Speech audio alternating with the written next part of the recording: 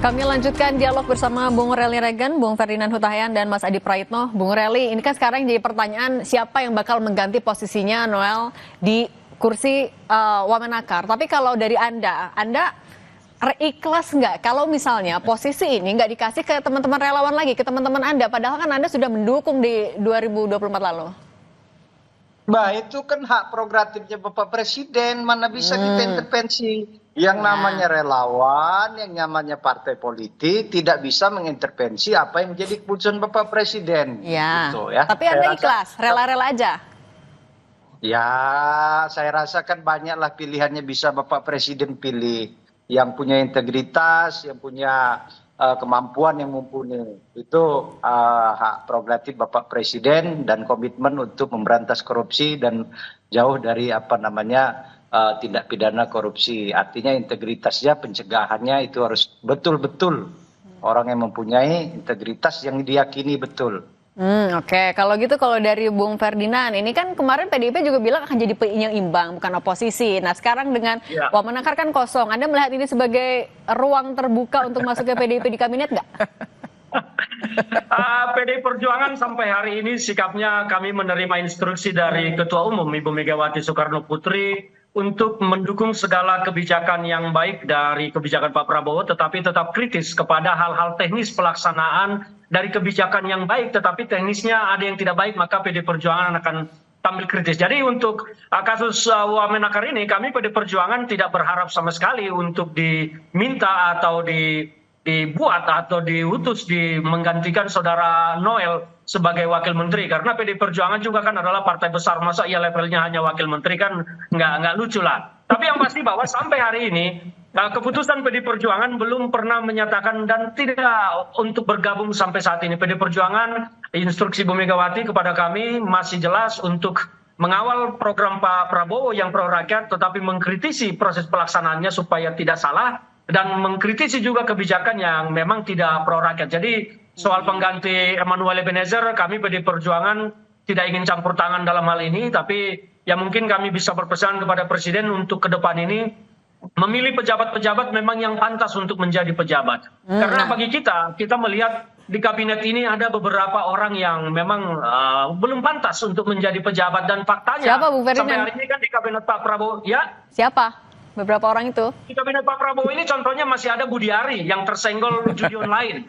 Ya, sampai hari ini masih melenggang, bahkan kemarin itu kita dengar sudah pengen masuk jadi di kadernya Gerindra, mungkin mencari perlindungan. Masih ada beberapa nama lain lagi yang harus dievaluasi. Tapi kami sebagai partai penyeimbang saat ini tidak ingin mencampuri, tetapi wajar bagi kami memberikan saran kepada Presiden Pak Prabowo sebagai wujud kami untuk mendukung pemerintahan beliau supaya tidak gagal. Oke, nah tadi soal kursi Wamen, sebenarnya Mas Adi, urgent nggak untuk segera diganti atau ya biarin aja kosong? Saya mau komentar dua hal. Pertama, di pemerintahan kali ini jangan pernah main-main dengan korupsi. Jadi siapapun yang terlibat pasti akan ditindak. Yang kedua, persoalan Wamen bagi saya nggak penting-penting amat, karena masih ada menteri yang sebenarnya masih bisa menjalankan fungsinya, terutama untuk sebagai penterjemah dan dari keinginan Presiden. Sekalipun tidak ada wakil menteri, saya kira pekerjaan menteri akan established dan akan semakin kuat. Dan kita juga tahu bahwa persoalan Wamen ini kan dalam banyak hal adalah semacam politik akomodasi kepada pihak-pihak yang selama ini dinilai punya kontribusi terkait dengan pemenangan Pilpres 2024 yang lalu. Dalam politik itu sah. Tapi bagi saya persoalan Wamen tidak terlampau penting, tidak terlampau mendesak untuk segera dicarikan penggantinya. Mengingat sang menteri per hari ini saya kira performa kinerjanya itu masih dianggap masih bisa untuk diharapkan untuk memperbaiki di sektor ketenagakerjaan. Tapi overall bagi saya terkait dengan soal OTT oleh KPK dan terkait dengan pemerintahan di masa yang akan datang, kita tahu bahwa salah satu kunci negara besar itu adalah soal bagaimana law enforcement dan supremasi hukum itu memang harus di atas segala-galanya. Ini yang saya kira memang kita sangat apresiasi, dan tentu saja persoalan-persoalan korupsi yang jauh lebih besar harus berani diungkap sebagai upaya ini kita serius menghadapi persoalan korupsi. Nah, tapi Mas Adi, kalau gitu peluang relawan yang kembali mengisi di kabinet masih terbuka lebar atau Pak Prabowo janjian kapok nih? Kalau mau jujur sebenarnya relawan dan nggak relawan untuk menempati posisi menteri ataupun wakil menteri, saya melihat sepanjang Pilpres 2024 yang lalu posisi relawan tidak terlampau signifikan. Yang menonjol itu adalah fungsi bagaimana peran-peran dari partai politik agak berbeda dengan era pemerintahannya Jokowi 2014, 2019, 2024. Posisi relawan sangat signifikan, menjadi salah satu instrumen yang memang terdepan dan bahkan menempati posisi-posisi strategis. Tapi di pemerintahan Pak Prabowo Subianto, baik peran politiknya itu secara perlahan memang tergantikan bagaimana orkestrasi dari koalisi besar yang dimiliki oleh Pak Prabowo. Begitupun di posisi-posisi strategis, sorry to say, tidak terlampau kelihatan sebenarnya unsur-unsur relawan yang memiliki posisi-posisi penting, baik pada posisi wamen ataupun sebagai wakil menteri. Oleh karena itu, ketika ada peristiwa politik terhadap salah satu oknum dari relawan politik, bagi saya ini bukan soal harus diganti dari relawan. Tapi yang paling penting, kalaupun toh ada kebutuhan untuk mengganti posisi wakil menteri, carilah yang memang bisa bekerja. Dan yang paling penting, punya integritas supaya tidak nyerong-nyerong. Melakukan tindakan-tindakan yang itu terhindar dari korupsi. Saya kira itu penting. Oke, nah Mas Adi, kan kalau kita melihat sosok Noel ini sebenarnya dekat juga dengan circle dari ya Pak Prabowo, karena relawannya, dan juga Pak Jokowi. Tapi bisa tetap terjaring OTT KPK. Ini apa yang terjadi? Akan berpengaruh juga nggak hubungan kepada Pak Jokowi dan juga Pak Prabowo? Saya kira nggak ada hubungan yang kemudian akan terpengaruh dan berdampak dalam konteks ini. Saya melihat rata-rata kecenderungan secara umum. Jadi siapapun yang terlibat dalam persoalan korupsi, entah dia proporsional, entah dia elit partai, entah dia anggota dewan, ataupun elit-elit kunci, kalau dia sudah berurusan dengan persoalan hukum, semua angkat tangan. Dan pasti akan menganggap itu adalah proses hukum dan semua harus dihargai. Tapi ada eksepsional, kalau ada persoalan-persoalan hukum yang dinilai itu janggal, ada potensi soal politiknya jauh lebih kuat dibandingkan persoalan hukumnya, maka biasanya ada yang pasang badan. Dalam kasusnya Pak Hasto, ini partainya Bung Fernian sejak awal prosesnya kan panjang, ini dituding unsur politiknya jauh lebih besar, makanya PDIP sekalipun pasang badan dan tidak memecat Pak Hasto sebagai sekjen, dan kemudian menjadikan Hasto sebagai sekjen untuk yang ketiga kalinya. Begitupun yang terjadi pada Tom Lembong. Prosesnya panjang, dianggap ada unsur politiknya yang kuat, sehingga begitu banyak kelompok-kelompok sipil sekalipun yang juga memberikan dukungan politik. Nah, kita tunggu apakah betul yang terjadi pada Bung Noel hari ini, unsur politiknya itu jauh lebih kuat dibandingkan dengan unsur-unsur hukumnya.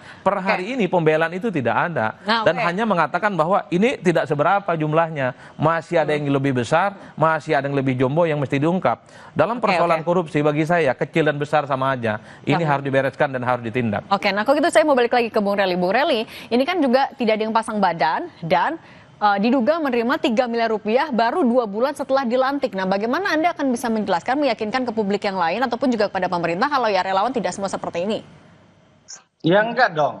Ini kan apa namanya sistem ya, sistem yang dilakukan. Noel itu melakukan turun terkait penahanan ijazah-ijazah di beberapa karyawan perusahaan. Ada sistem yang setelah dikeluarkan oleh edaran dari Kementerian Tenaga Kerja kepada perusahaan-perusahaan, sistem itu tidak berjalan.